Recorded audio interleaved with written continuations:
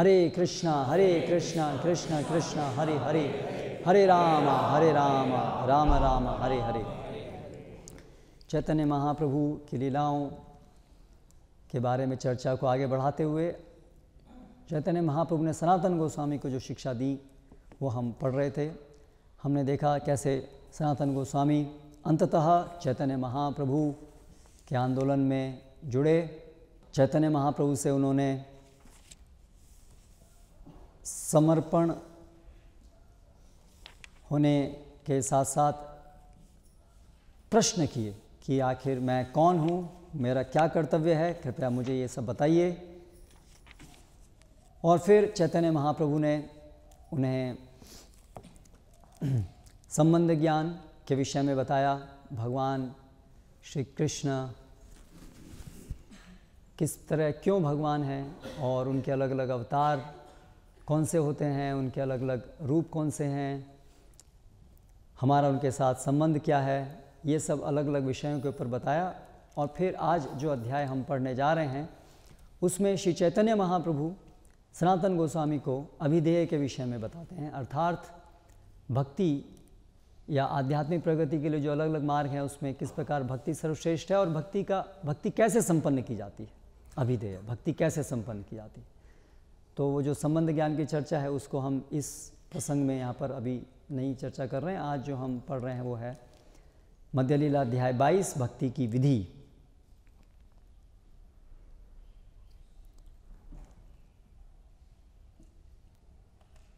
वंदे श्री कृष्ण चैतन्य देवं तं करुणार्णवं कलावप्यति गूढ़ेयं भक्तिर्येन प्रकाशिता। मैं श्री चैतन्य महाप्रभु को सादर नमस्कार करता हूँ। वे दिव्य करुणा के सागर हैं। यद्यपि भक्ति का विषय अत्यंत गुह्य है, फिर भी उन्होंने इस कलह के कलियुग में भी इसे इतनी सुंदरता से प्रकट किया है।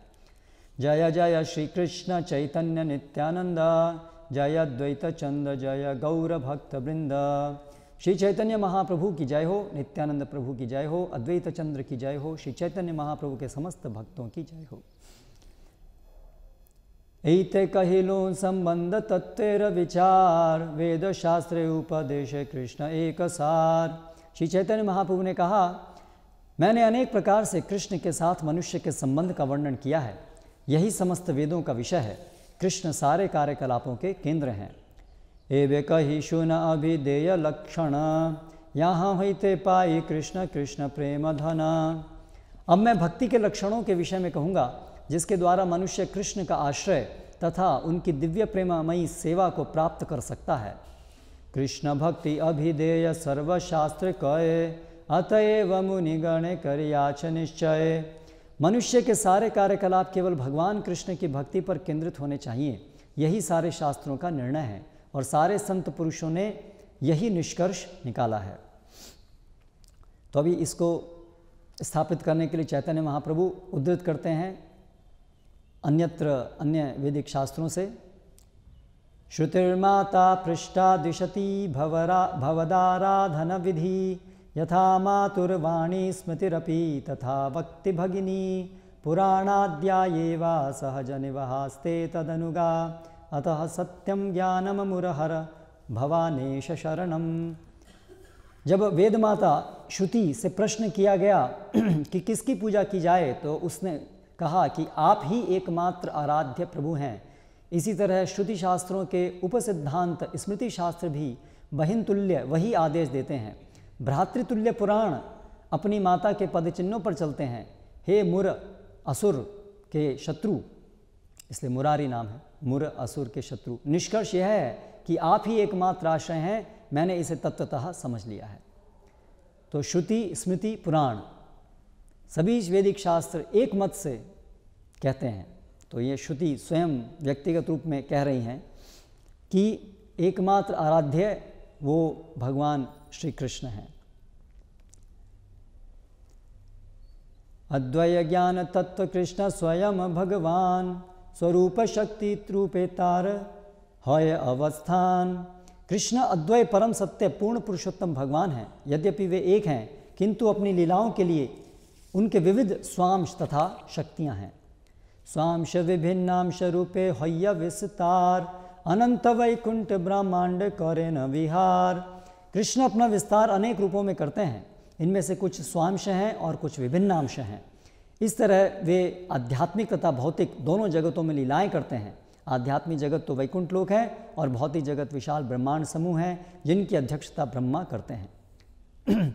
तो भगवान स्वांश विस्तार, विभिन्नांश विस्तार, ये दो प्रकार के विस्तार हैं।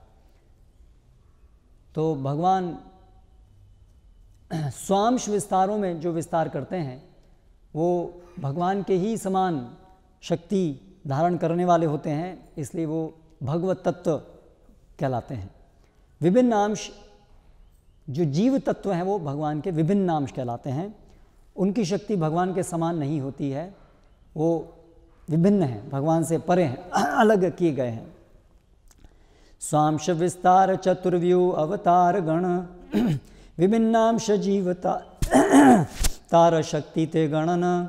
उनके स्वांश विस्तार वैकुंठ लोक से इस भौतिक जगत में अवतरित होते हैं यथा चतुर्व्यूह, जिनमें संकर्षण, प्रद्युम्न, अनिरुद्ध तथा वासुदेव आते हैं।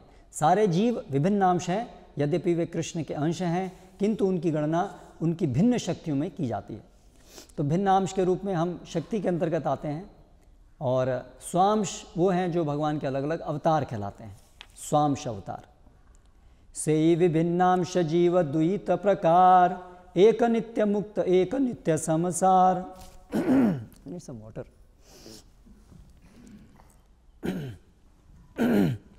जीवों की दो कोटियां हैं, कुछ नित्य मुक्त हैं और कुछ नित्य बद्ध हैं।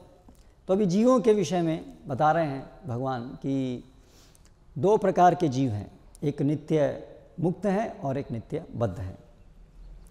नित्य मुक्त नित्य कृष्ण चरण उन्मुख, कृष्ण पारिषद नाम भुंज सेवा सुख। जो नित्य मुक्त हैं वे कृष्ण भावनामृत के प्रति सदैव सचेष्ट रहते हैं और वे भगवान कृष्ण के चरणों की प्रेममयी दिव्य सेवा करते हैं। उन्हें कृष्ण के नित्य संगी मानने चाहिए, वे कृष्ण सेवा का दिव्य आनंद लगातार प्राप्त करते रहते हैं। तो नित्य मुक्त जीव वो हैं जो सदैव, यानी इस भौतिक जगत में जो भौतिक समय है उसकी परिधि के बाहर सदैव नित्य रूप से भगवान की सेवा में रत रहते हैं। वो भगवान के नित्य संगी हैं। इसके विपरीत नित्यबद्ध कृष्ण हईते नित्य बहिर्मुख, नित्य संसार भुंज नरकादि दुख। नित्य मुक्त भक्तों से भिन्न ऐसे बद्ध जीव हैं जो भगवान की सेवा से सदैव विमुख रहते हैं। वे इस भौतिक जगत में निरंतर बद्ध रहते हैं और उन्हें विभिन्न शरीर धारण करने के कारण नार की अवस्था में दुख भोगना पड़ता है। तो नित्य बद्ध जीव वो हैं जो सदैव भगवान से विमुख हैं, नहीं जानते कब से विमुख हुए, लेकिन अनगिनत, जिसको हम ट्रेस नहीं कर सकते हैं, ऐसे समय से भगवान से विमुख हैं। और इसीलिए वो भौतिक जगत में बद्ध हैं और इसीलिए उनको अलग अलग शरीर धारण करने पड़ते हैं, अलग अलग नार की अवस्था धारण करनी पड़ती हैं और इस प्रकार दुख भोगना पड़ता है। सेई दोषे माया पिशाची दंड करे तारे, आध्यात्मिकादिताप त्रय तारे जारी मारे।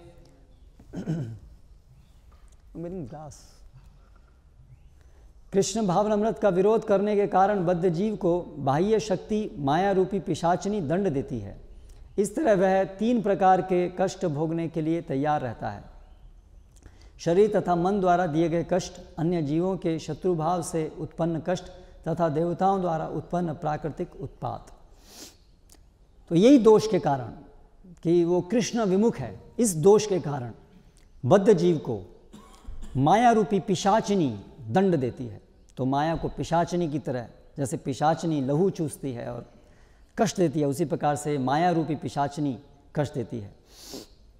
और ये 3 प्रकार के कष्ट हैं, आध्यात्मिक, आदि भौतिक और अधिदैविक। काम क्रोधेर दास होइय तार लाठी खाए, भ्रमिते भ्रमिते यदि साधु वैद्य पाए, तार उपदेश मंत्र पिशाची पलाए, कृष्ण भक्ति पाए तबे कृष्ण निकट जाए। इस तरह बद्ध जीव काम वासनाओं का दास बन जाता है और जब वे वासनाएं पूरी नहीं होती तो वह क्रोध का दास बन जाता है और माया की लात खाता रहता है। वह इस ब्रह्मांड में घूमते घूमते दैववश यदि किसी भक्त वैद्य की संगति पा लेता है तो उसके निर्देशों तथा मंत्रों से माया रूपी डायन भाग जाती है। इस तरह बद्ध जीव भगवान कृष्ण की भक्ति के संपर्क में आता है, जिससे वह भगवान के और निकट पहुंच सकता है। तो भी इस प्रकार काम और क्रोध का दास हो गया और लाठी खाता है, भगवान माया की लाठी खाता है। और घूमते घूमते यदि कोई साधु वैद्य मिल जाए, जैसे कोई व्यक्ति जब पागल हो जाता है तो शास्त्रों के अनुसार पागल होना अर्थात कोई प्रेत भूत पिशाच उसके शरीर में घुस कर के उसको पूरा वश में कर लेता है, उसके मन को वश में कर लेता है और उसके मन को, उसके इंद्रियों को उपयोग करता है अपने विचारों को व्यक्त करने में, इच्छाओं की पूर्ति करने में। उसको पागल व्यक्ति के साथ ऐसा होता है। तो फिर उसे क्या चाहिए? एक वैद्य चाहिए जो मंत्र शक्ति से उस पिशाची को भगाए।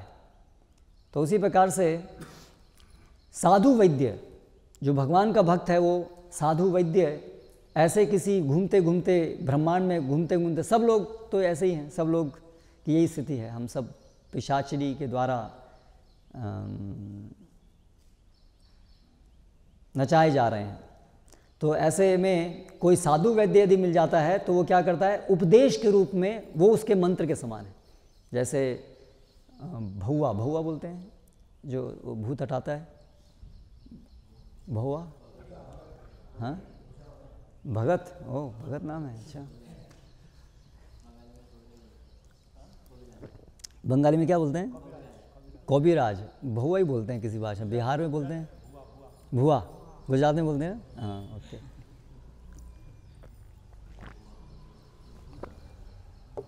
ये ना तो साधु के जो उपदेश हैं वो इस प्रकार से वो पिशाची को पलायन कराते हैं। जैसे मंत्र शक्ति से वो पिशाचिनी भागती है, ऐसे साधु के वचन से वो भूत भागता है। लेकिन तो इसलिए क्योंकि साधु के वचन जो हैं वो भगवान के वचन होते हैं, भगवान से शक्ति प्राप्त किए होते हैं। और फिर उसकी वजह से उसको कृष्ण भक्ति मिलती है, कृष्ण भक्ति पाए और उससे फिर कृष्ण के निकट जाता है। तो यहाँ से यात्रा शुरू होती है। अनेक अनेक जन्मों में भटकते हुए यदि सौभाग्य से हम किसी भक्त के संपर्क में आते हैं और उस भक्त के वचनों को श्रद्धापूर्वक स्वीकार करते हैं, थोड़ी सी कुछ सम्मानपूर्वक स्वीकार करते हैं, तो वहाँ से ये पिशाचिनी, माया रूपी पिशाचिनी के बंधन से मुक्त होने का मार्ग प्रशस्त होता है। तो इस विषय में एक बहुत सुंदर श्लोक है। कामादिनाम कतिना कतिधा पालिता दुर्निदेशास तेषां जातमयि न करुणा न त्रिपानोपशान्तिः उत्सृजयितानथ यदुपते संप्रतं लब्धबुद्धिस्त्वामायतः शरणां भयं न मां नियुङ्क्तात्मदास्ये। हे प्रभु, काम वासनाओं के अवांछित आदेशों की कोई सीमा नहीं है।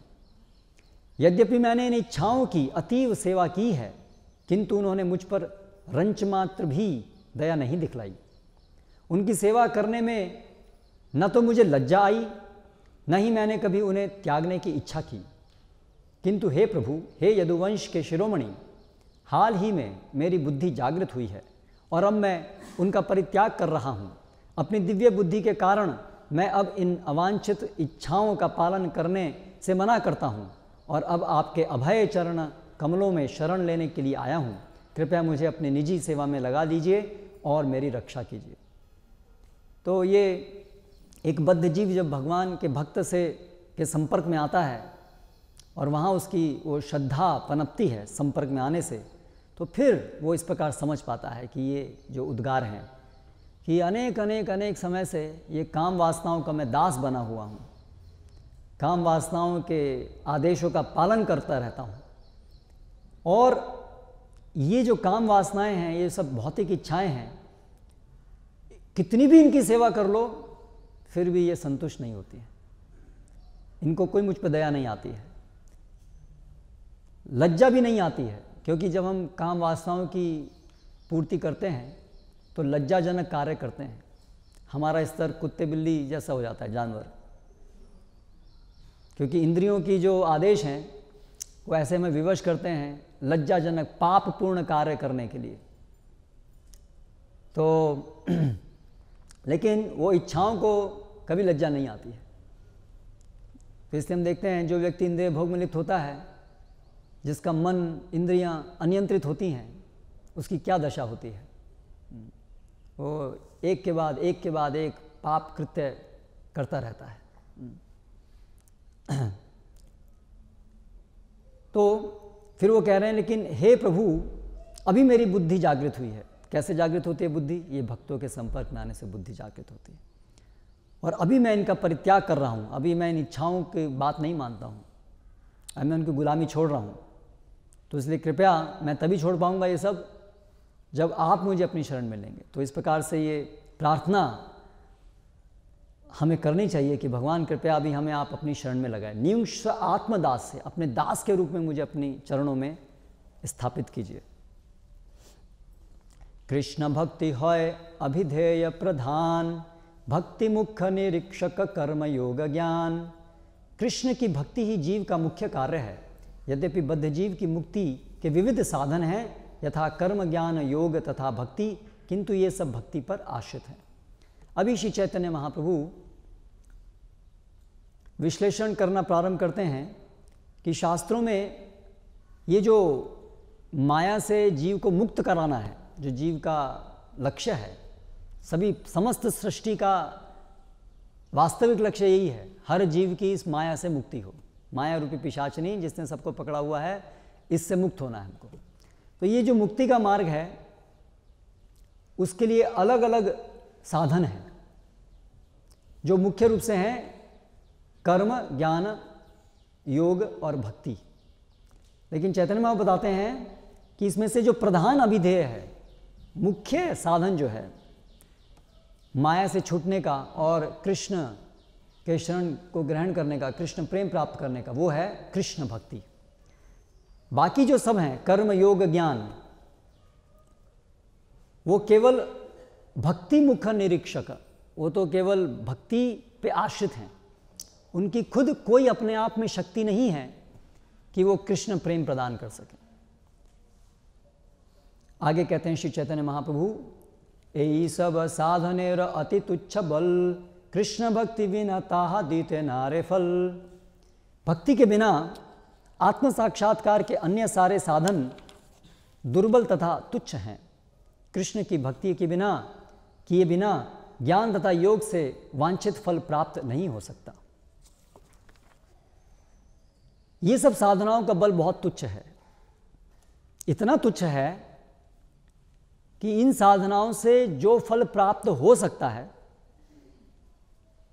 वो भी भक्ति के आश्रय, भक्ति के मिश्रण के बिना वो फल भी उन साधनाओं से अकेले प्राप्त नहीं होता है।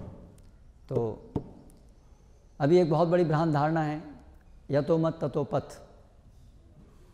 जैसा भी आप साधन लो परिणाम एक जैसा होगा, लेकिन यहाँ पर उसको खंडित किया है, ये सही नहीं है। अलग अलग साधनाओं का अलग अलग फल होता है। ऐसा नहीं है कि कोई भी साधना करो उसका एक ही फल होगा।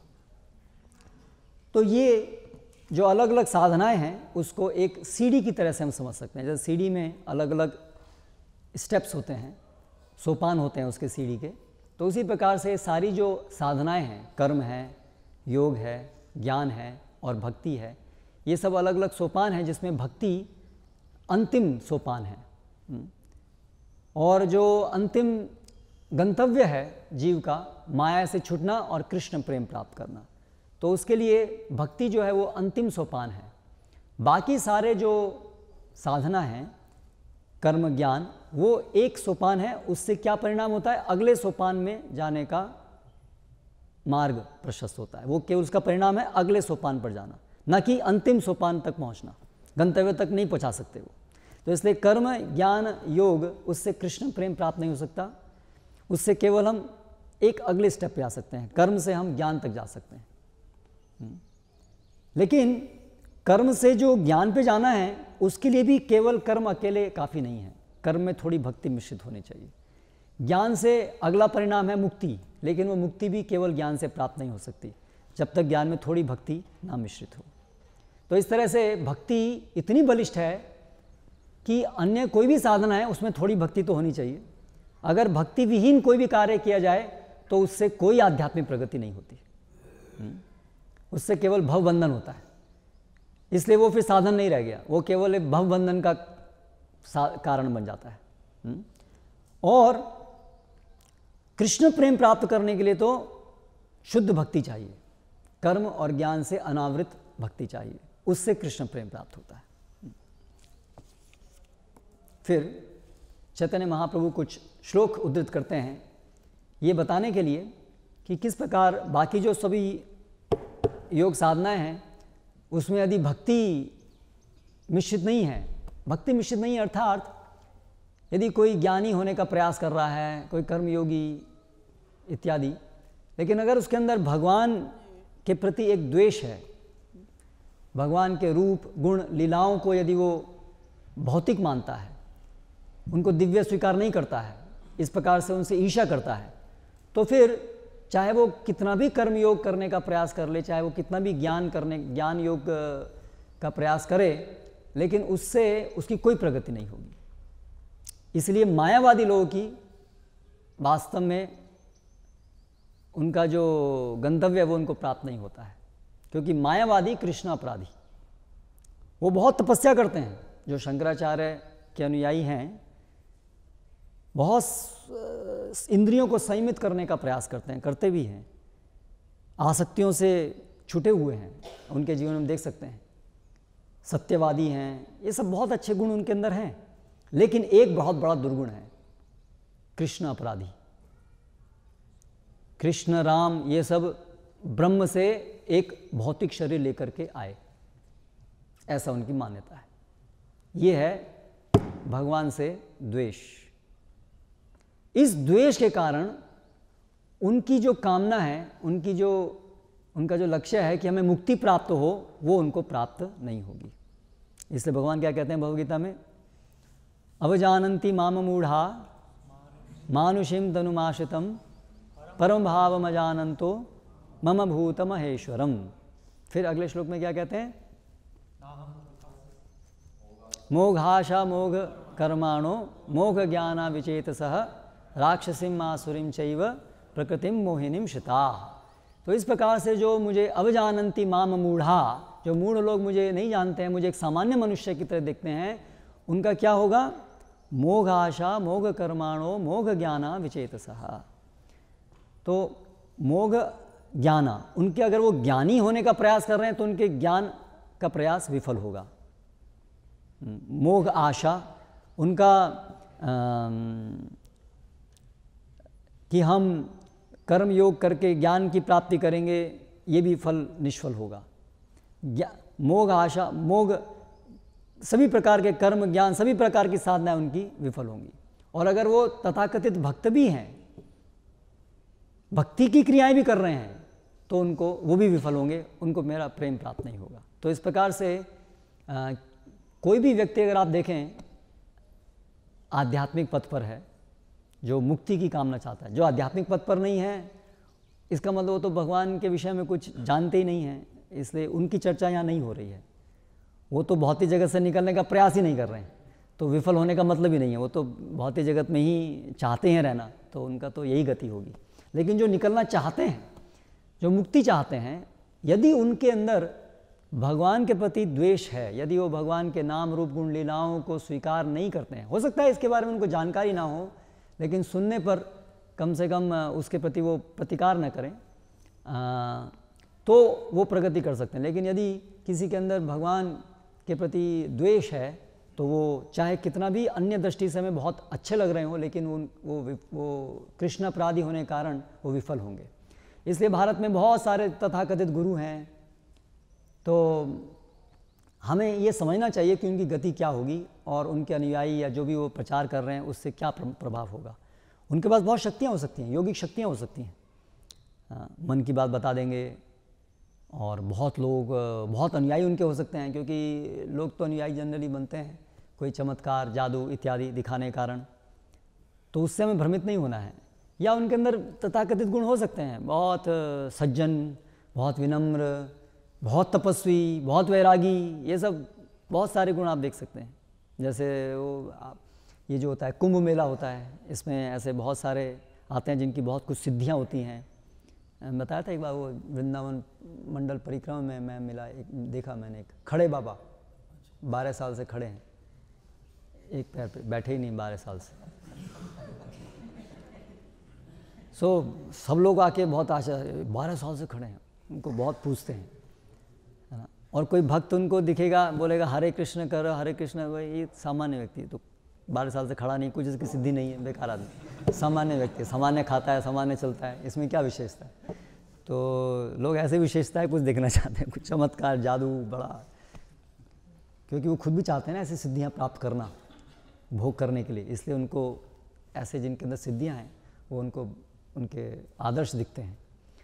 और भक्तों को पहचान नहीं पाते हैं, वो भक्तों की महिमा उनको पता नहीं है, इसलिए उनको पहचान नहीं पाते हैं, इसलिए उनकी दृष्टि में भक्त जो हैं वो सामान्य होते हैं, लेकिन उनकी कोई उत्तम गति नहीं है अगर उनको कृष्ण में श्रद्धा तनिक नहीं या कृष्ण के प्रति द्वेष है। तो ये बात शास्त्र में बताई गई है।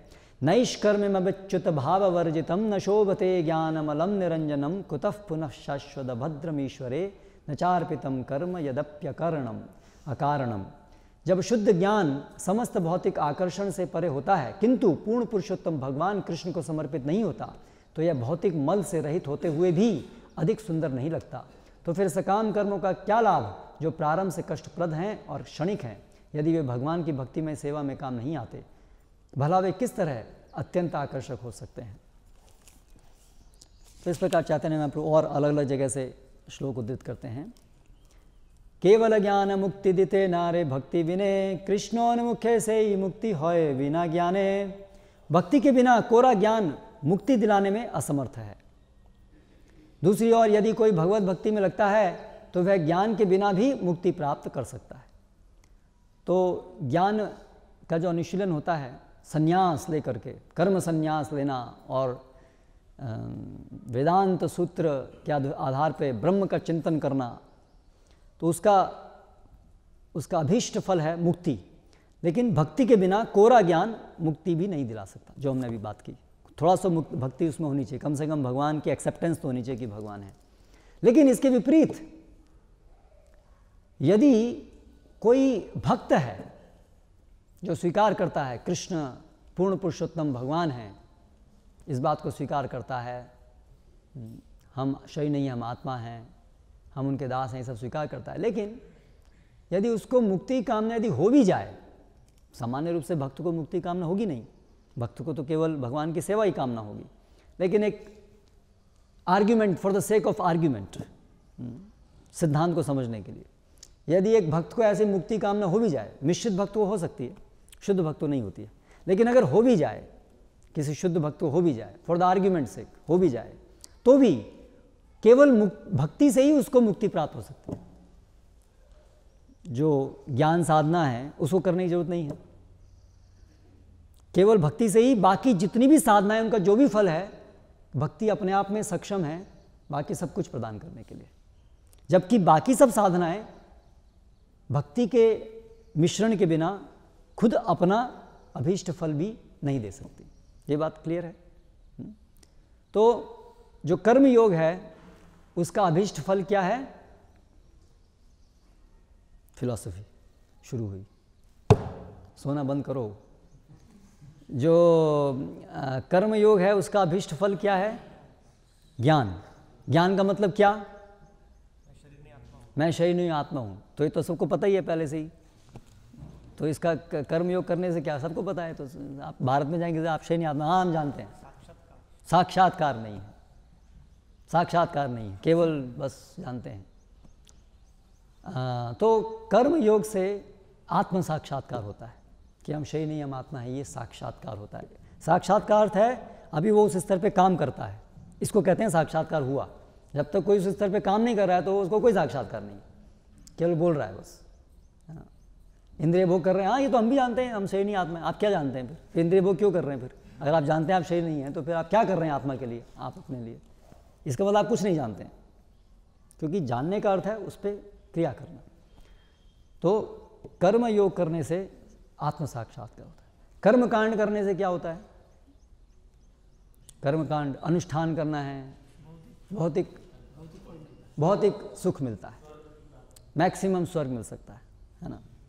और फिर स्वर्ग मिलने के बाद क्या होता है? क्षीणे पुण्य मर्त्यलोकम विशंति एवं त्रैधर्म अनुप्रपन्ना गतागतम काम कामा लवंते। आना जाना ही मिलता है उनको, ऊपर नीचे मैरी गो राउंड, कभी स्वर्ग कभी अर्थ कभी नरक, ऐसे करके ऊपर नीचे जाते हैं।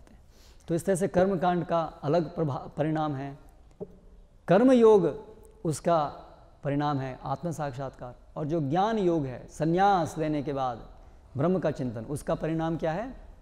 मुक्ति। मुक्ति अर्थात अभी तीनों गुणों से परे ब्रह्म की प्राप्ति। तो यहाँ पर यह बताया है कि ज्ञान के बिना मुक्ति भी, ज्ञान अगर केवल ज्ञान जिसमें भक्ति मिश्रित नहीं है, उससे हमें मुक्ति भी प्राप्त नहीं हो सकती।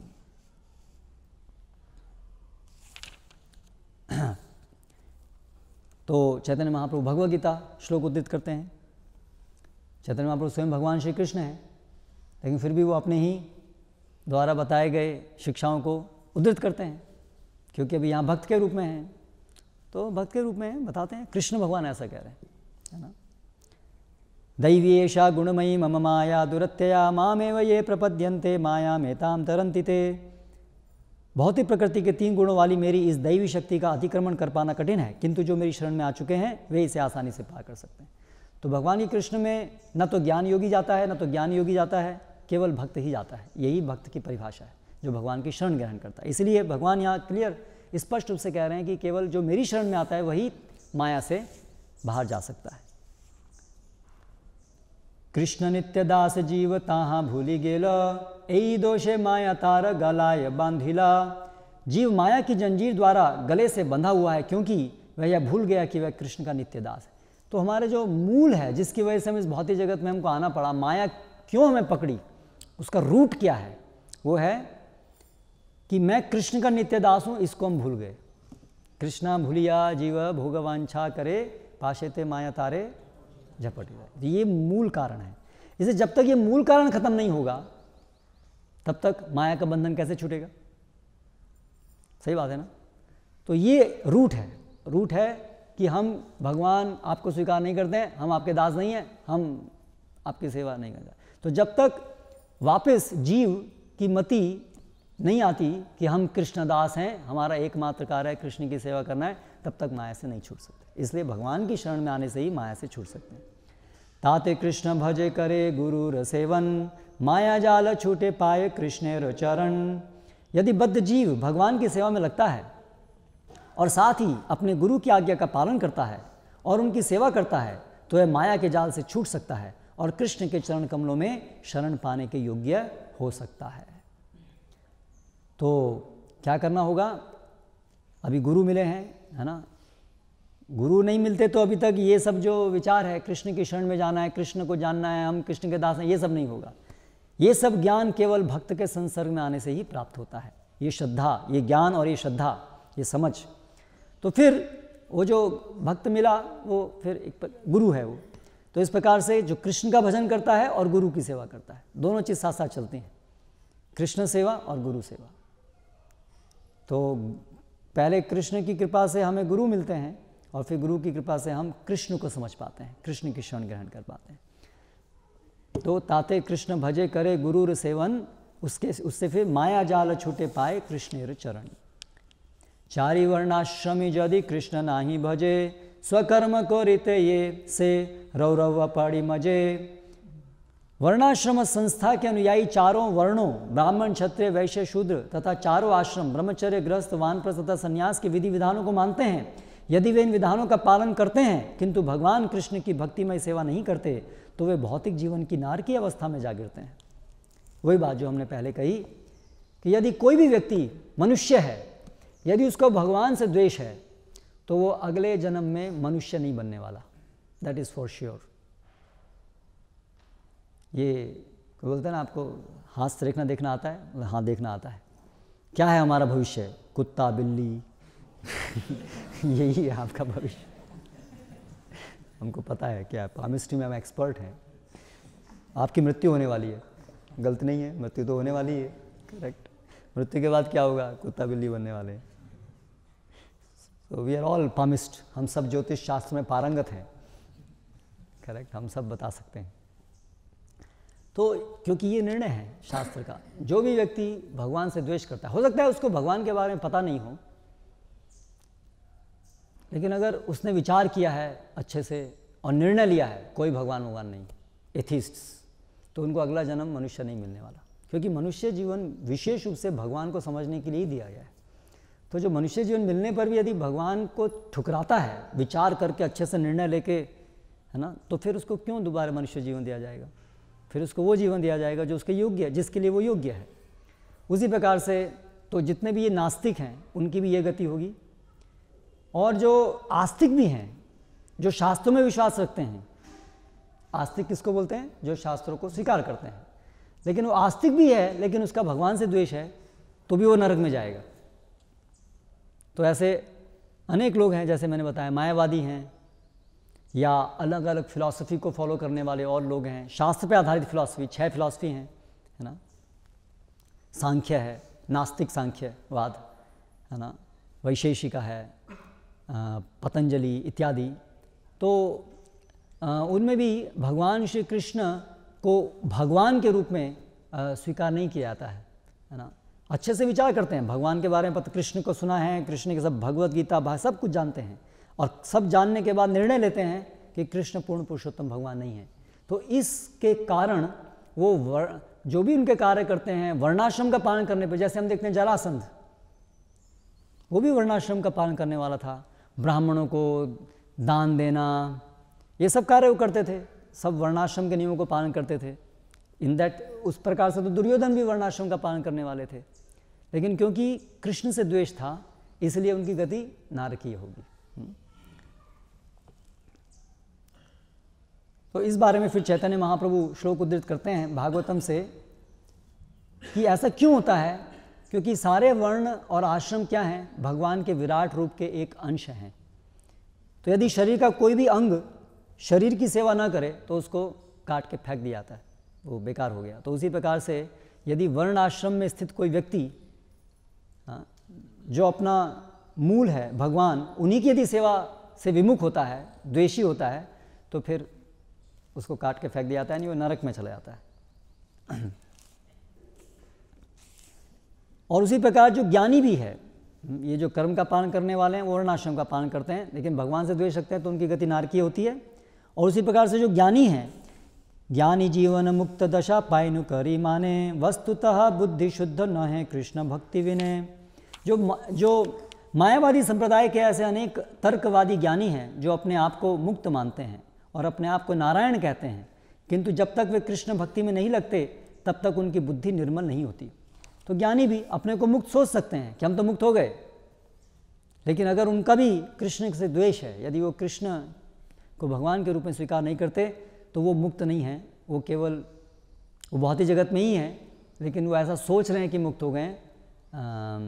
माया केवल उनके साथ खेल रही है, उनको ऐसा प्रतीत करा रही है कि वो मुक्त हो गए हैं। उनको लगेगा आप सेंस इंद्रिया सब वश में हैं, हमारा मन बिल्कुल विचलित नहीं है, हम जैसे तीनों गुणों से ऊपर हो गए, ऐसा सब उनको प्रतीत होगा, है ना। लेकिन वास्तव में वो तीनों गुणों के अंदर ही कार्य कर रहे हैं और उनको मुक्ति प्राप्त नहीं होगी।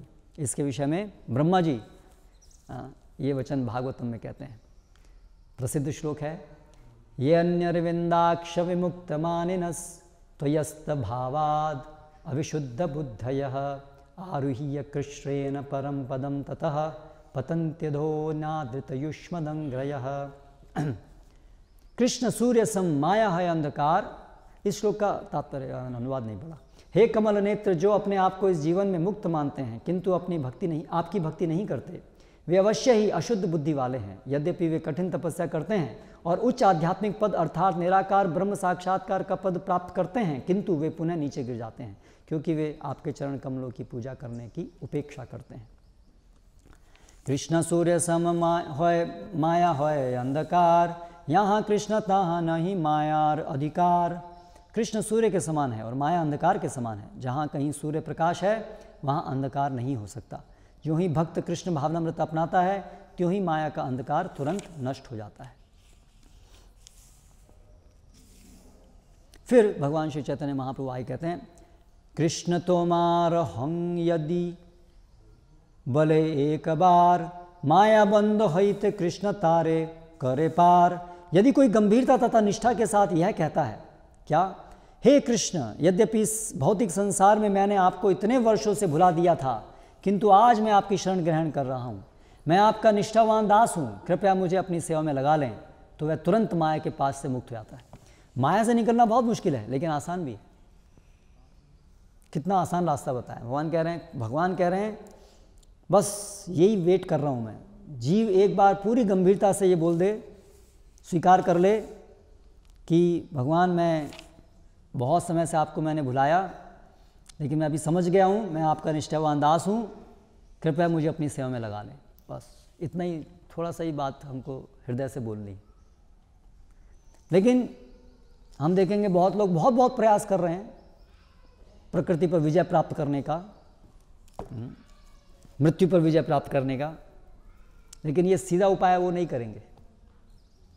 हिमालय जाएंगे, तपस्या करेंगे, कुछ करेंगे, बहुत कठिन चीज़ें करेंगे, लेकिन ये सरल चीज़ नहीं करेंगे, है ना। क्योंकि ये सरल नहीं है उनके लिए, क्योंकि उनका अभी भी मिथ्या अहंकार बना हुआ है, कृष्ण के प्रति द्वेष बना हुआ है। ये प्रॉब्लम वहीं की वहीं बनी हुई है, इसलिए वो उनके लिए सरल नहीं है। ये जिसका द्वेष नहीं है वो ऐसे बोल सकता है ना, कि कृष्ण माफ़ कर दो, हम आपकी अभी गलती हो गई। लेकिन वो नहीं, हमारी गलती, हम ठीक है, एक गलती हुई, अभी क्या है, हम अपने बलबूते पर इस गलती को सुधार भी लेंगे। उनका भी अभिमान यही है, कृष्ण को नहीं स्वीकार करना चाहते, इसलिए उनके लिए बहुत मुश्किल है ये वचन कहना, सिंपल वचन, है ना। कृष्ण हम आपके दास हैं, बहुत मुश्किल होती है लोगों के बोलने, कृष्ण हम आपके दास हैं।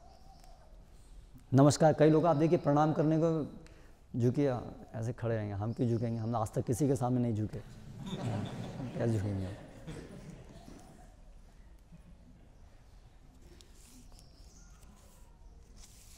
इसलिए भगवान ने भगवद्गीता में बताया ना, मन मना भव मद भक्तो मद्याजी माम नमस्कुर, नमस्कार करो।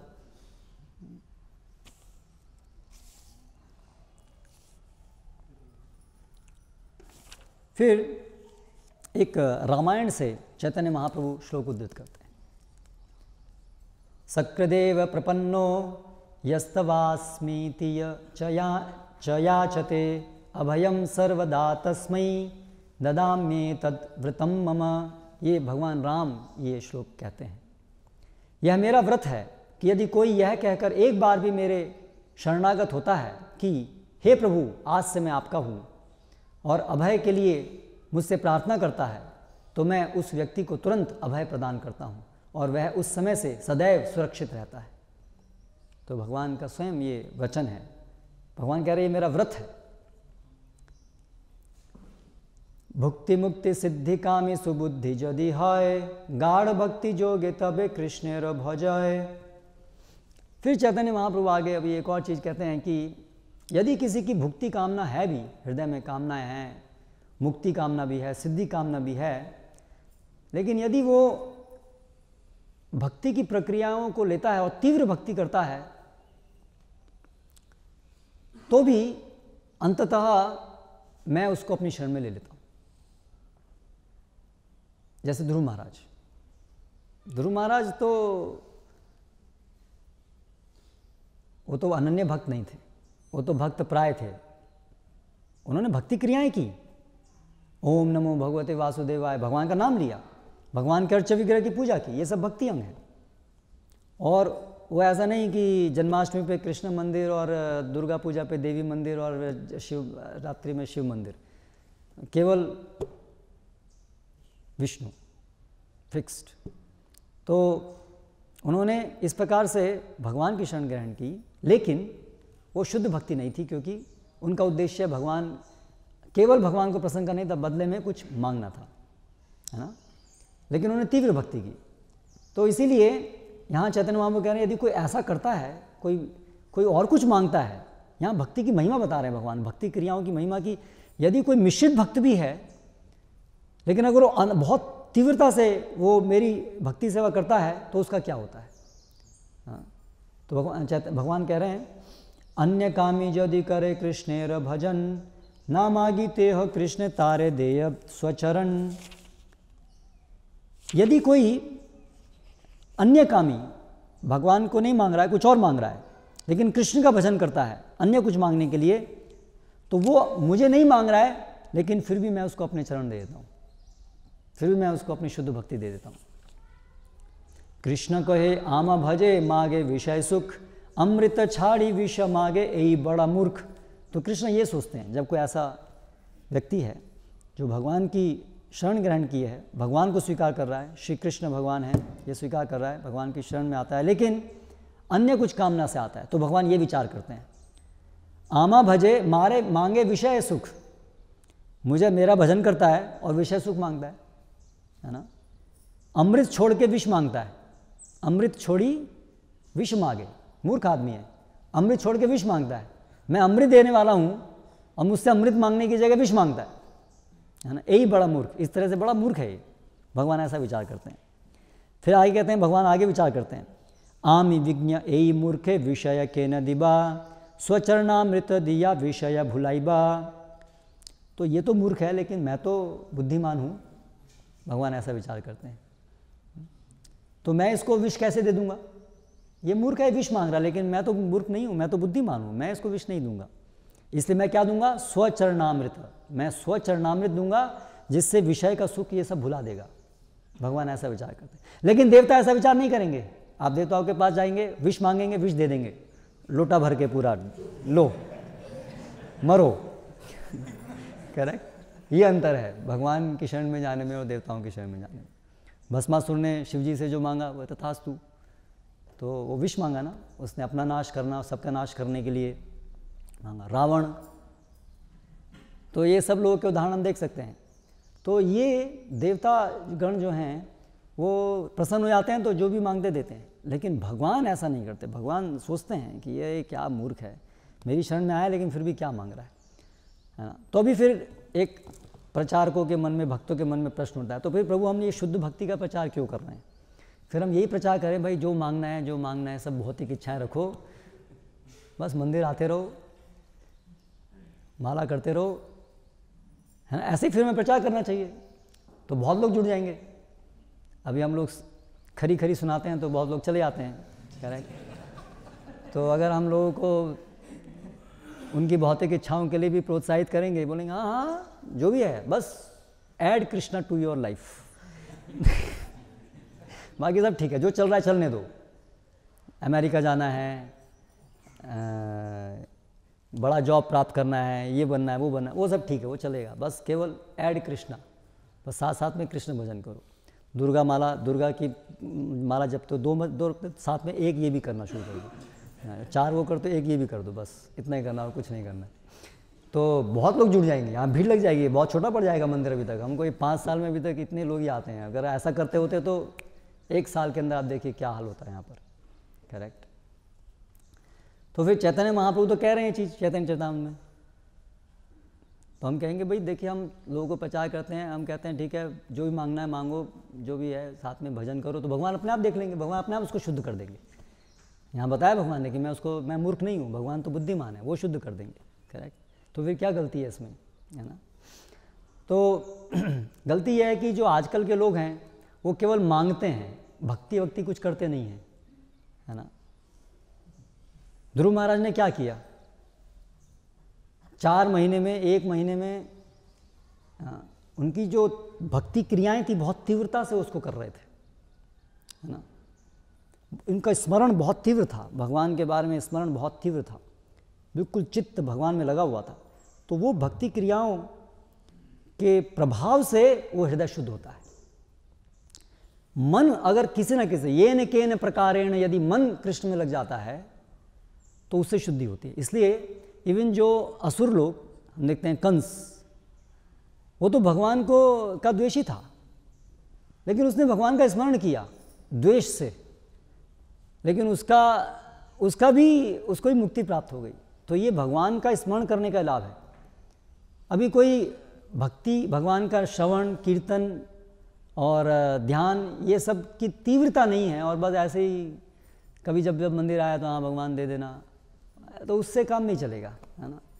तो यहाँ पर जो वचन है वो तीव्र भक्ति के लिए, इसलिए वो जो श्लोक है शास्त्र में उसमें बताया है अकाम सर्व कामा मोक्ष कामा उदाहरदी तीव्रेण भक्ति योगेन यजेत पुरुषम परम। ये भगवान का आदेश है। ठीक है, अगर तुम्हारी भौतिक इच्छाएं भी हैं तो कोई बात नहीं, अगर तुम नहीं उससे निकल पा रहे हो, समझ नहीं पा रहे हो तो ठीक है, लेकिन तीव्रता से मेरा भजन करो फिर। तो आजकल के लोग तो तीव्रता से कुछ भी नहीं करते हैं इंद्रिय भोग करने के अलावा, करेक्ट। तो क्या भक्ति तीव्रता से करेंगे, है ना। तो फिर इसलिए उनका हृदय शुद्ध नहीं होगा जैसे ध्रुव महाराज का हुआ। इसलिए हमारे जो निकटवर्ती आचार्य हैं, है ना, वर्तमान समय के लिए और हम जैसे सामान्य प्रचारकों के लिए जो हमारे लिए उपदेश है, हमें कैसे प्रचार करना चाहिए, सीधा सीधा प्रचार करना चाहिए कि देखिए भाई ये जो है ये आप विष मांग रहे हैं, आप समझिए कि कृष्ण भगवान हैं और उनकी सेवा में ही वास्तविक सुख है। आपको सुख चाहिए ना, लेकिन आप जिस तरह से जा रहे हैं उससे सुख नहीं मिलेगा, आपको दुख मिलेगा। आप देख सकते हैं संसार में अपने चारों तरफ किसको सुख मिला है, जिस मार्ग में आप चलने की कोशिश कर रहे हैं। तो इस तरह से हम उनको इस प्रकार से प्रचार करें कि हमारे निकटवर्ती आचार्यों से हम ये सीखते हैं। तो ये बहुत एक्सेप्शन, ये थ्योरिटिकल इसको समझाने के लिए है। यस, ऐसा संभव है, असंभव नहीं है, लेकिन ज़्यादातर लोग के लिए ये संभव नहीं होगा क्योंकि ज़्यादातर लोग इस प्रकार से तीव्रता से भजन नहीं कर पाएंगे।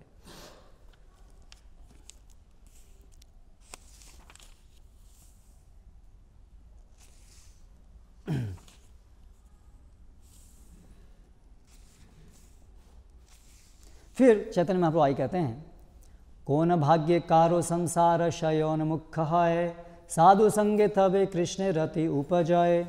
भाग्यवशी मनुष्य अज्ञान के सागर को पार करने के योग्य बनता है और जब उसके भौतिक अस्तित्व की अवधि घटती है तो उसे शुद्ध भक्तों की संगति करने का अवसर प्राप्त हो सकता है। ऐसी संगति से कृष्ण के प्रति उसका आकर्षण जागृत होता है। तो अभी ये बहुत महत्वपूर्ण है कि हमें छुटकारा कैसे मिलेगा माया से, कैसे वो प्रवेश करेंगे माया छुटकारा का जो रास्ता है भक्त संग से प्राप्त होगा, है ना। भक्त संग से ही आरंभ होता है। तो यहाँ कहा है जब किसी का भाग्य उदय हो जाता है, जब किसी का इस संसार से छूटने का टाइम आ जाता है, तब उसको साधु संग मिलता है। करेक्ट।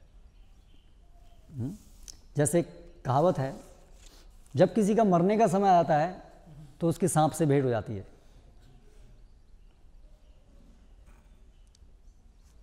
तो इसको कैसे समझना है? अभी यहाँ पर बताया है कि जब किसी का संसार से मुक्ति का समय आ जाता है तब उसको साधु की भेंट होती है। तो फिर संसार से मुक्ति का समय कैसे निश्चित होता है, किस आधार पर निश्चित होता है? भगवान टॉस उछालते हैं, ठीक है अभी इसका टाइम आ गया, हाँ अभी इसको बस साधु संग भेज दो, ऐसे हेड एंड टेल्स करते हैं भगवान। हाँ, तो वो कैसे समझना है? तो इसको आचार्य समझाते हैं इसका अर्थ क्या है। जैसे जो ये वाक्य है कि जब किसी का मरने का समय आता है तब उसको सांप काटता है, तो आचार्य बताते हैं कि ये इस बात को इंगित करने के लिए कि सांप का काटना कैसे निर्णायक है कि उससे मृत्यु होगी ही, इसको इम्फेसाइज करने के लिए इस वचन को उल्टा बोला जाता है कि सांप का काटना और मृत्यु इतनी स्विफ्ट है, इसको इम्फेसाइज करने के लिए इसको उल्टा बोला जाता है। समझ रहे हैं? होता यह है कि जब कोई सांप डसता है तो उसकी मृत्यु होती है, लेकिन इसको इम्फेसाइज करने के लिए उल्टा बोला जाता है कि जब किसी का मृत्यु का टाइम आता है तब उसको सांप काटता है। तो उसी प्रकार से यहाँ पर जो वचन है कि जब किसी की मुक्ति का समय आता है तब उसको भक्तों से भेंट होती है, तो ये दिखाने के लिए है कि भक्तों के संग से कितना स्विफ्टली जन्म मृत्यु के चक्र से मुक्ति होती है। तो इसको उल्टा कहा गया है, इसको इम्फेसाइज करने के लिए कि जब किसी की मुक्ति का समय आता है तब उसको भक्तों की भेंट। इसका अर्थ यह है कि जब किसी की भक्तों से भेंट हो गई तो समझ लो कि उसकी मुक्ति हो गई, ये कहने का आशय है। वो इतना कन्फर्म और इतना स्विफ्ट है कि उसको इस प्रकार से बोला जाता है।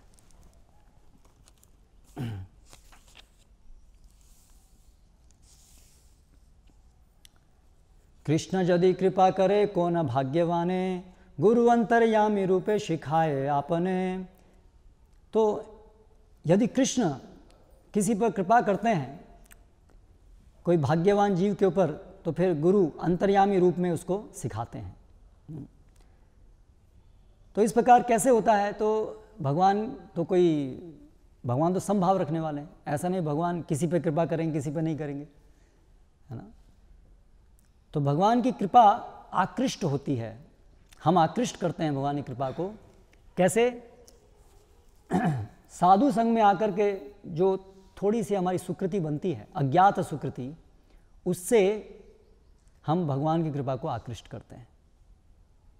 और भक्तगण क्यों किसी पे कृपा करते हैं, भक्ति किसी पे कृपा नहीं करते? तो फिर भक्तगण क्या संभाव नहीं रखते? अगर ये कहा जाए कि भक्ति भगवत कृपा से मिलती है, करेक्ट, तो कहेगा तो भगवान सब पे कृपा नहीं करते फिर, कि कुछ को भक्ति मिल रही है, कुछ को नहीं मिल रही है, इसका मतलब भगवान संभाव नहीं है, करेक्ट। इसलिए भक्ति भगवान की कृपा से मिलती है, लेकिन भगवान की कृपा हम तक भक्तों के माध्यम से पहुंचती है। भक्तगणों के ऊपर सम न होने का दोष नहीं लगाया सकता, क्योंकि वो सर्वव्यापी नहीं है, सर्वशक्तिशाली इस प्रकार से नहीं है, ठीक है।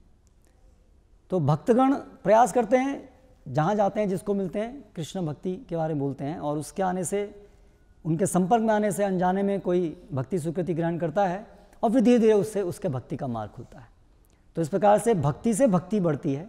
लेकिन भक्तगण तो भगवान नहीं है, उनकी एक क्षमता है, अपनी क्षमता के अनुसार मिलते हैं, और वहाँ से उनकी अज्ञात स्वीकृति जिसको मिलती है उससे वो शुरू होता है। तो इस प्रकार भगवान की भक्ति को प्राप्त करने के लिए भक्तगण वो लिंक है, उसके बिना कोई भक्ति को ग्रहण नहीं कर पाता। ये महत्वपूर्ण तथ्य है। इसलिए भगवान अपने जो भक्त जो भगवत भक्ति का प्रचार करते हैं, भगवान कहते हैं मद भक्ता पूज्यो विधिका, मेरे से भी अधिक भक्तों की पूजा होनी चाहिए, क्योंकि वो है माध्यम जिससे हम भगवान तक पहुंचते हैं, वो लिंक है, उसके बिना हम यहीं इसी भौतिक जगत में भटकते रहेंगे, है ना। तो इसीलिए ये साधु संग का महत्व हमें समझना चाहिए। हमारी जो श्रद्धा बनती है, आरंभिक श्रद्धा, जो अज्ञात स्वीकृति मिलती है, वो भी साधु संग से मिलती है।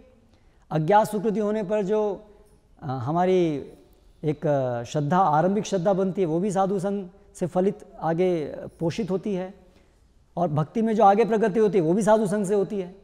इसलिए आरंभ में, मध्य में और हमेशा साधु संग भक्ति के लिए अत्यंत आवश्यक है। तो चैतन्य महाप्रभु इस बात को यहाँ पर बहुत जोर दे कह रहे हैं।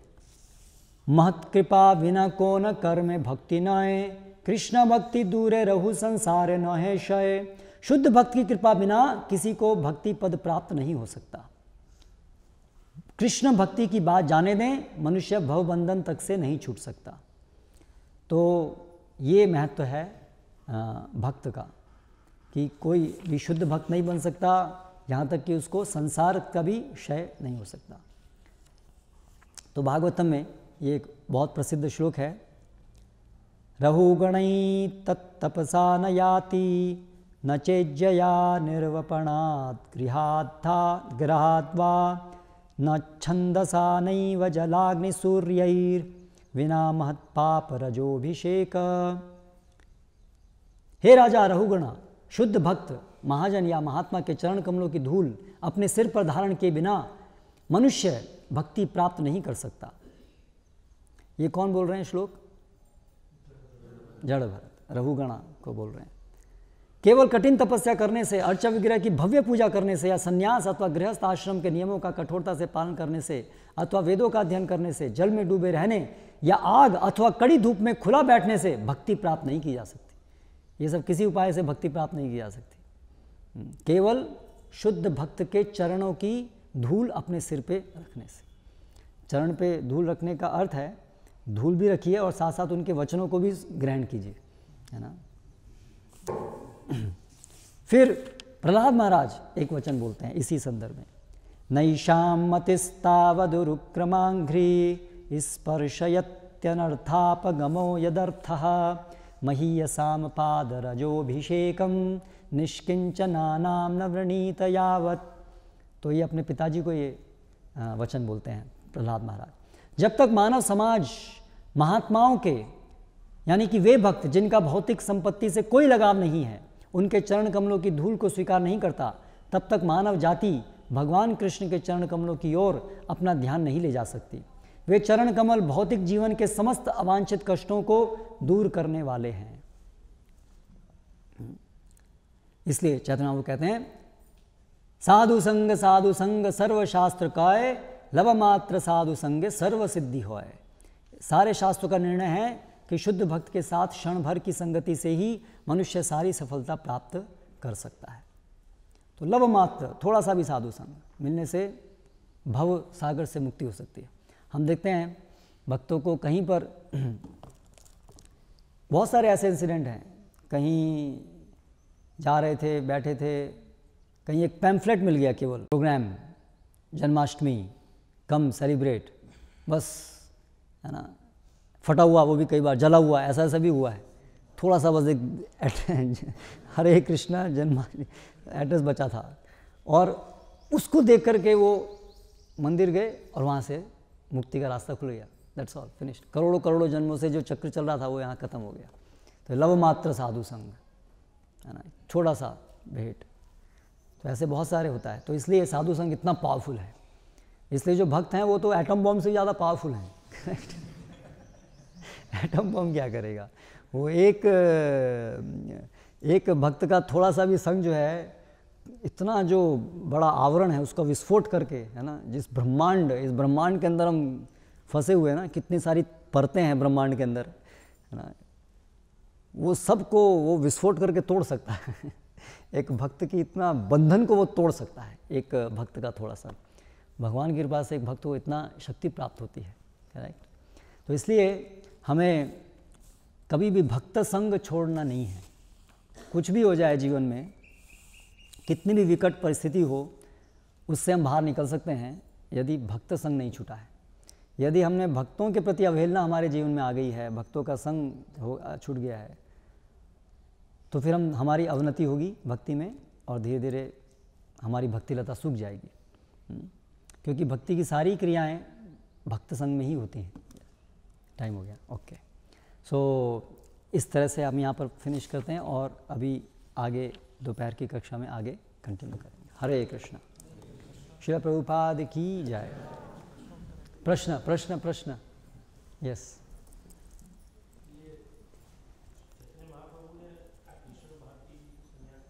हाँ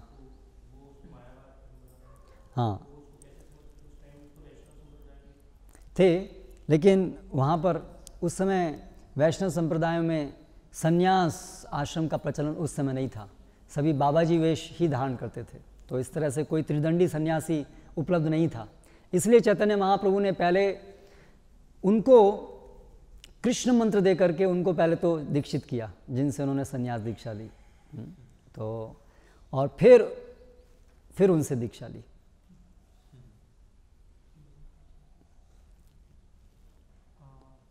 प्रभुपाद भी कई बार कहते हैं just add Krishna to your life. Yes. तो कैसे बहुत सारे भक्त इसी का आधार लेंगे, प्रभुपाद कहते हैं ना just add Krishna to your life. Yeah so हम देखते हैं प्रभुपाद की शिक्षाओं में, प्रभुपाद का just adding Krishna means what, ये हम प्रभुपाद की शिक्षाओं देख सकते हैं ना। Correct. So Prabhupada just adding Krishna means surrender to Krishna, ठीक है। और yes, just adding means yes, अब आप आए हैं मंदिर में, आप पढ़ना शुरू कीजिए। हम कैसे कहते हैं, स्टार्ट रीडिंग। हम नहीं कहते यहाँ बैठो अभी भगवद गीता पढ़ेंगे, पहले शुद्ध भक्त बनो फिर यहाँ से बाहर निकलोगे। Correct, we don't say like that. So we say start reading Bhagavad Gita. तो इस तरह से add Krishna, so they have added. लेकिन फिर ये जो बुक हम देंगे उनको, बुक में क्या लिखा है, फिर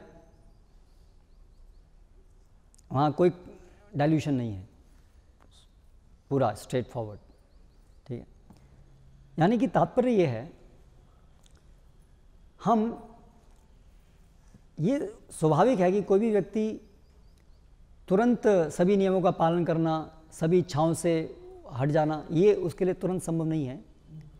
इसलिए वो एकोमोडेशन पॉसिबल है, उसमें संभव। लेकिन हम उसको ऐसा प्रवचन नहीं देंगे जो शुद्ध भक्ति के मार्ग से अलग हो। आपके अंदर भौतिक इच्छाएं रहेंगी, आप आज हरे कृष्ण मंत्र जब करना शुरू तो भी आपके अंदर वो जो है विचार है ब्राह्मण रहेंगी, लेकिन उससे निकलने के लिए तैयार हुई है। एवर्जन नहीं होना चाहिए कि मुझे तो शुद्ध भक्त बनना ही नहीं है, या और हम भी उसको प्रोत्साहित करें, शुद्ध भक्त बनने की कोई जरूरत नहीं है, आप ये भी करो वो भी करो, ऐसा प्रचार हम नहीं करेंगे। हाँ, आप शुरुआत कीजिए, हम नहीं कहते कि आप तुरंत सब चीज़ हम नहीं बता सकते उनको, ठीक है, आप पढ़िए, आना शुरू कीजिए, यहाँ मंदिर आइए, लेकिन हमारे वचनों में कभी ऐसा नहीं होगा कि हमको शुद्ध भक्ति की जगह कुछ और प्रेरित कर रहे हैं, वो नहीं होगा। वो प्रभुपाद के कहीं हम नहीं देख सकते। प्रभुपाद की आप एक भी ऐसी शिक्षा देखिए जिसमें प्रभुपाद ने ऐसा, जैसे एक बार एक कन्वर्सेशन पर बोलते हैं, तो लोग जो फैक्ट्री में काम कर रहे हैं, हम उनको कह रहे हैं ठीक है आप बटन भी दबाओ और हरे कृष्ण मंत्र भी करो, ठीक है, तो भी लगता है ये तो ब्रिज प्रीचिंग हो गया कि वो कह रहे हैं बटन भी दबाओ और हरे कृष्ण मंत्र करो। तो फिर जो उनके शिष्य हैं पूछते हैं लेकिन प्रभुपाद वो तो लोगों को पता लग जाए कि ये बटन दबाते रहेंगे तो हरे कृष्ण करते रहेंगे तो बटन दबाना बंद हो जाएगा। तो बोलते दैट्स व्हाट वी वांट। तो हम उनको ये नहीं कह रहे कि इस प्रकार से प्रीचिंग नहीं कर रहे कि ये बटन दबाना सही बात है, इसको तो करना ही है और साथ ऐसा नहीं कर रहे, ठीक है। अभी आप शुरू में यू चैंट यू आप हरे कृष्ण बटन दबाते रहो, बट हमारी शिक्षाओं से धीरे हमारे संपर्क में आने से तो यही होगा कि वो बटन दबाना बंद करेंगे, यही हमारा अभिष्ट फल है, correct, that we know, correct.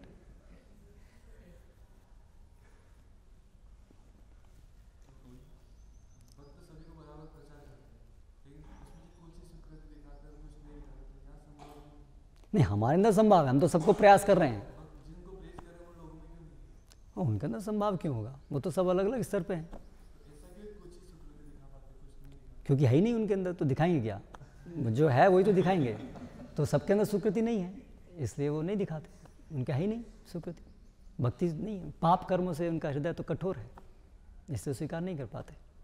इसलिए जो स्वीकार कर पाता है तो या तो वो अपनी स्वतंत्र इच्छा शक्ति का कुछ सदुपयोग कर रहा है, और ज़्यादातर कुछ भक्ति सुकृति उसके पास है, अनजाने में भी हो सकती है, पूर्व जन्मों में अनजाने में उसको सुकृति प्राप्त हुई हो, ऐसा भी हो सकता है।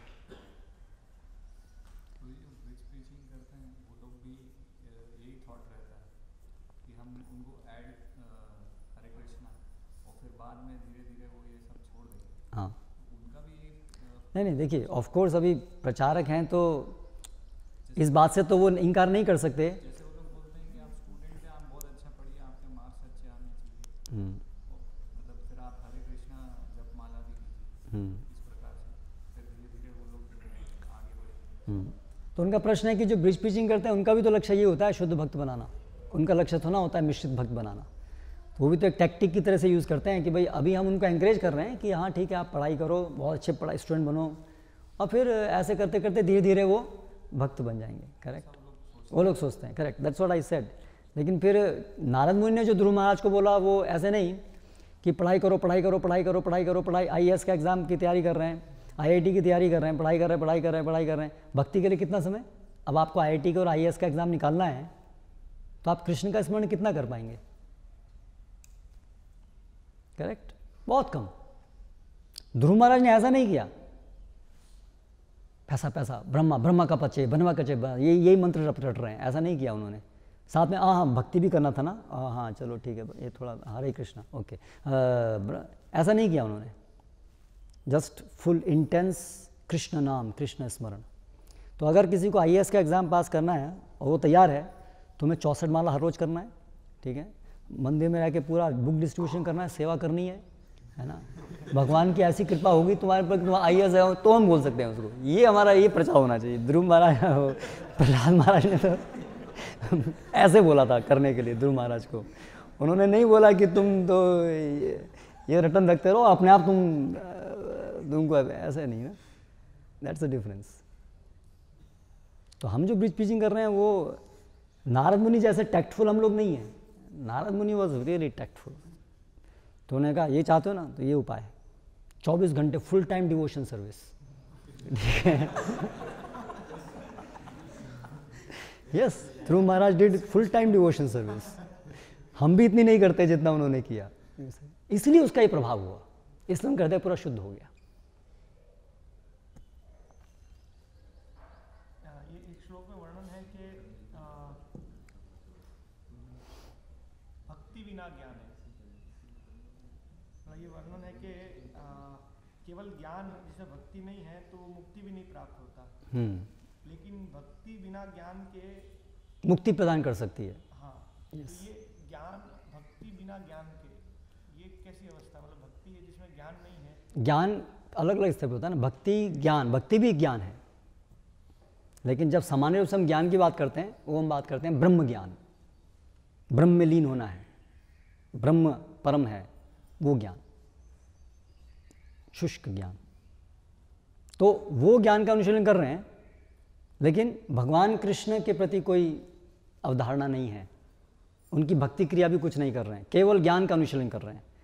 तपस्या इत्यादि जो ज्ञान मार्ग में जो क्रियाएं हैं वो कर रहे हैं, वेदांत अध्ययन, नेति नेति, मैं ये नहीं, शरीर नहीं, ये नहीं, ये चिंतन, ब्रह्म चिंतन, ये सब कर रहे हैं, लेकिन भगवान की भक्ति सेवा नहीं कर रहे हैं, उनके प्रति एवर्जन है, तो उससे मुक्ति भी नहीं मिलेगी। वो जैसे मायावादी करते हैं।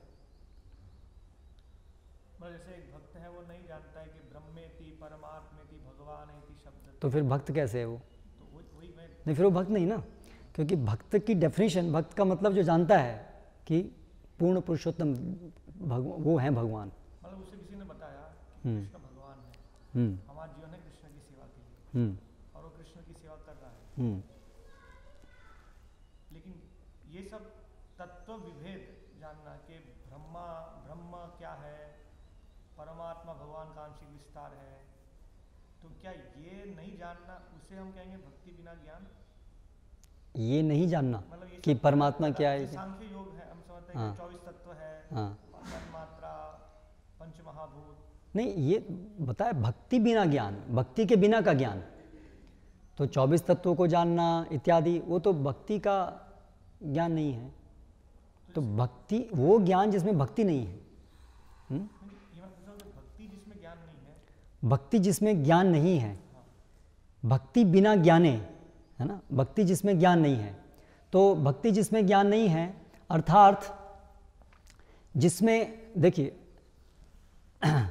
भक्ति जिसमें ज्ञान नहीं है वो अपने आप से उसको मुक्ति दिला सकती है, ये वचन है ना। यहाँ लिखा है कृष्णोन्मुखे सही मुक्ति है बिना ज्ञाने। ठीक है, ज्ञान के बिना वो कृष्णोन्मुख है, कृष्णोन्मुख है, यानी कि भक्त है, भक्त है, लेकिन उसको ज्ञान नहीं है, ठीक है, वो ज्ञान के मार्ग पे नहीं है।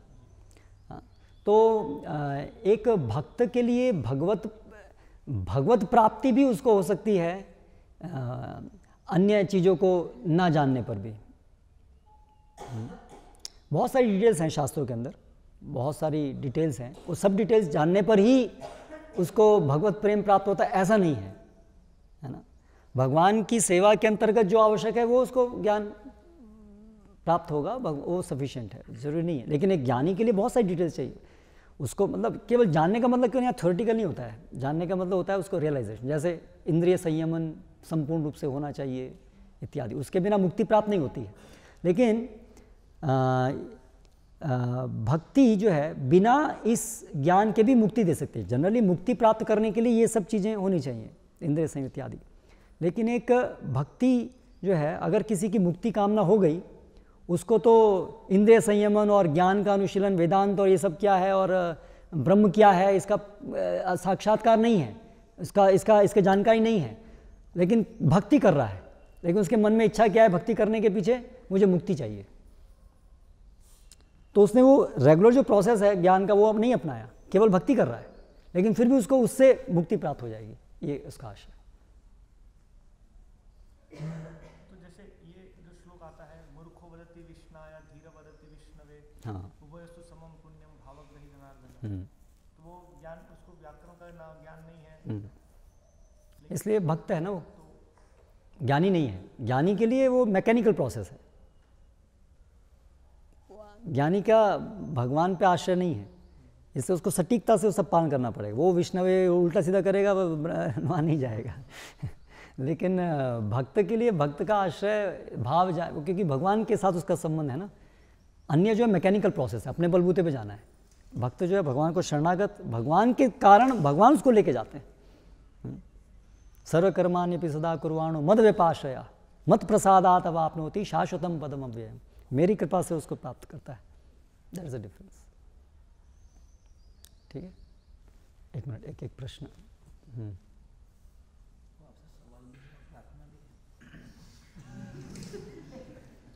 आपने बोला कि माया से निकलना बहुत इजी है। आप एक बार बोल दो भगवान को कि मैं आपका दास हूँ, आज से मैं आपका सच्चे हृदय से, सच्चे हृदय से, हाँ, सच्चे दिखाने के लिए नहीं। सच्चे हृदय से मैं भगवान को बोलता हूँ कि मैं आपका दास हूँ, आपकी सेवा। और मतलब ऐसा नहीं कि अभी एग्ज़ाम आ गया, अभी प्रॉब्लम हो गई तो अभी भगवान अभी मैं आपका दास हूँ, जैसे एग्ज़ाम खत्म हुआ अभी टाटा, ऐसा नहीं चलेगा। नहीं, ऐसा नहीं। हमारे भगवान आपकी सेवा करना, मुझे आपकी सेवा करना, मुझे कोई मेरी इंद्रियों की सेवा नहीं करना। ऐसा हम 10 बार बोल चुका मैं। ऐसा मैं 10 बार बोल चुका। बस 10 बार ही बोला अभी तक? कितने साल हो गए आपको भक्ति में आए हुए? आप जो हर रोज जो 16 माला करते हैं, फिर वो कैसे करते हैं? हम तो हर दिन 1 लाख बार ये बात बोलते हैं, हरे कृष्णा का तो अर्थ यही है। आप 10 बार ही कैसे बोले अभी तक? ठीक है, चलो 10 बार बोले। गौर पूर्णिमा थी, आज फेस्टिवल है तो मतलब हर फेस्टिवल पे बोलता ही हूँ। लेकिन माया से तो मैं निकल नहीं पाया हूँ। और आपके मतलब आप बोले साधु संग, मैं आप लोग के संग में हूँ। तो जब ये यहाँ पर बात कही जा रही है कि कोई एक बार भी मुझे बोल देता है ना, तो मैं उसको निकाल लेता हूँ। तो एक बार भी जो बोल देता है, भगवान अभी उसको अपने डायरेक्ट सुपरविजन में ले लेते हैं। ठीक है, अभी हमें भी अपना कुछ करना पड़ेगा प्रयास। पकी पकाई खाना वो भगवान ने नहीं सिखाया। अर्जुन को भी भगवान ने बोला तुम युद्ध करो, ऐसा नहीं बोला। ठीक है, अभी शरणागत हो गए, अर्जुन ने बोल दिया शिष्यस्थे हम शादी माम त्वाम प्रपन्नम, करेक्ट, मैं अभी आपका शिष्य हूँ। भगवान ने बोला ठीक है बैठ जाओ, मैं आगे आया हूँ, मैं भी चलाता हूँ, मैं लड़ाई करता हूँ, तुम इधर बैठ जाओ। भगवान ने ऐसा नहीं बोला। भगवान ने बोला युद्ध तो तुमको करना होगा। भगवान ने उसको शिक्षा दी, एक एक करके उसके सब भ्रम निकाले। तो उसी प्रकार से इस भगवान अपनी शरण में तुमको ले लिए हैं, अगर हम सच्चे दिल से कह रहे हैं। लेकिन अभी वो सब अनर्थों को काटना, वो सब हमें प्रयास करने होंगे। क्यों? क्योंकि जो हमारे वचन हैं कि भगवान हम तो केवल अब आपको ही भक्ति करना चाहते हैं, वो सुदृढ़ नहीं होती है ना। क्योंकि वो शरणागति भी हमारी पूरी सुदृढ़ नहीं। हमारे अंदर शरणागति भी चाहते हैं, लेकिन और भी बहुत कुछ चाहते हैं ना, है ना। कहीं कुछ और कुछ भौतिक इच्छा हो तो कभी कभी उसकी भी साथ में इच्छा कर जाती है, करेक्ट।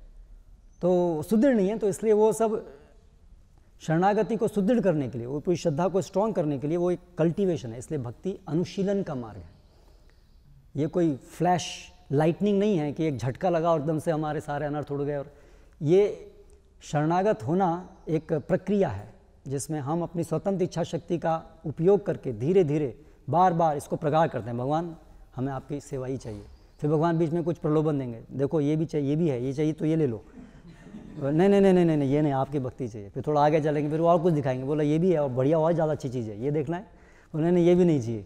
ऐसे करके बहुत सारे चीज़ें भगवान हमको, क्योंकि वो दृढ़ होना है ना, क्योंकि वो इंक्लिनेशन हमारा हमेशा से रहा है, करोड़ों सालों से भोग करते आए हैं। तो इसलिए ऐसा हमें एक्सपेक्ट नहीं करना चाहिए कि बस मैं एक बार वचन बोल दूंगा तो समझ लूँगा कि मेरा हृदय पूरा शुद्ध हो गया है, करेक्ट। एक बार हमने बोल दिया है, लेकिन कल को कुछ और ही बोलते हैं। फिर हम एक बार ये बोलते हैं, फिर अगले क्षण कुछ और ही बोलते हैं, हृदय में नहीं बोलते हैं। आपने 10 बार बोला तो पहली बार जब बोला उससे आज तक केवल आपने यही बात बोली है, जीवन में आपके और मन के अंदर और कोई विचार आया ही नहीं है, नहीं। तो इसलिए वो ऐसा यहाँ तक हमको लेके आने के लिए कि अभी मन में और कोई विचार नहीं रह जाए, केवल भगवान और कुछ नहीं, इसके लिए प्रक्रिया से जाना पड़ता है। उसके लिए हमें धीरे धीरे वो श्रवण कीर्तन करके धीरे धीरे अपनी श्रद्धा को बढ़ाना पड़ता है, इन इच्छाओं को धीरे धीरे शुद्ध करना होता है। लेकिन हो जो भी काम रहा है भगवान की शरण में आकर के हो रहा है, भगवान डायरेक्टली इंटरवेंशन से हो रहा है। जैसे भगवान ने तो अपनी शरण में ले लिया है, करेक्ट। अभी आप ड्राइविंग स्कूल में एडमिशन लिए तो अभी वो जो आपको सिखाने वाला है उसने आपको अपनी शरण में ले लिया है, बैठो मैं सिखाऊंगा अभी, है ना। ऐसा नहीं कि बैठते तुम ड्राइविंग सीख जाओगे, लेकिन अभी जो भी करोगे वो उसे कंट्रोल में है। So like that Krishna is taken in charge, वो हमें चार्ज में ले लिए हैं, लेकिन प्रक्रिया तो है उसकी, उसको गुजरना पड़ेगा। हरे कृष्णा। श्रील प्रभुपाद की जय।